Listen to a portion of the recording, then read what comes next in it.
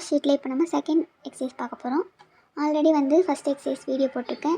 இப்போ வந்து short ஆன்சரில் second. இதில் வந்து கொஷின் பாருங்கள். ரா மெட்டீரியல் பர்ச்சேஸ்டு கண்டுபிடிக்கணும். ரா மெட்டீரியல் பர்ச்சேஸ் கண்டுபிடிக்கிறதுக்கு நம்ம கொஷினில் வந்து மெட்டீரியல் கன்சியூம்டு 5 lakh கொடுத்துருக்காங்க. ஓப்பனிங் ஸ்டாக் கொடுத்துருக்காங்க. க்ளோசிங் ஸ்டாக் ஓப்பனிங் வந்து 50,000, க்ளோசிங் ஸ்டாக் வந்து 25,000 கொடுத்துருக்காங்க. இப்போ வந்து நம்ம சிம்பிளாக raw material purchased equal to material consumed plus closing stock minus opening stock போட்டாலே ஆன்சர் வந்துடும். Even material consumed 5 lakh, opening stock 50,000, closing stock 25,000 நம்ம இப்படி போட்டுட்டு நெக்ஸ்ட்டு ஃபார்மேட் சொன்னல, raw material purchased equal to material consumed plus closing stock minus opening ஸ்டாக்னு சொன்னல, particulars amount போட்டுட்டு material consumed வந்து 5 lakh, add closing stock of material 25,000, opening stock of material வந்து minus பண்ணணும் 50,000.